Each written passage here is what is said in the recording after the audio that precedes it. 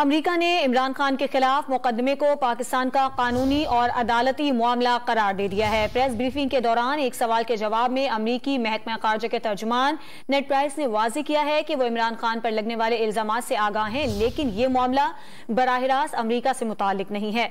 नेड price ने कहा है कि अमरीका पाकिस्तान में किसी एक सियासी उम्मीदवार पर कोई मौक़िफ़ नहीं रखता। पाकिस्तान और दुनिया में जमहूरी, आईनी और कानूनी उसूलों को पुरअमन तरीके से कायम रखने की हिमायत करते हैं। अमरीका ने इमरान खान के खिलाफ मुकदमे को पाकिस्तान का कानूनी और अदालती मामला करार दे दिया है। प्रेस ब्रीफिंग के दौरान एक सवाल के जवाब में अमरीकी महकमा खारजा के तर्जुमान नेड प्राइस ने वाज़ेह किया है कि वो इमरान खान पर लगने वाले इल्जामात से आगाह हैं, लेकिन ये मामला बराह रास्त अमरीका से मुतालिक नहीं है। नेड प्राइस ने कहा है कि अमरीका पाकिस्तान में किसी एक सियासी उम्मीदवार पर कोई मौक़िफ़ नहीं रखता।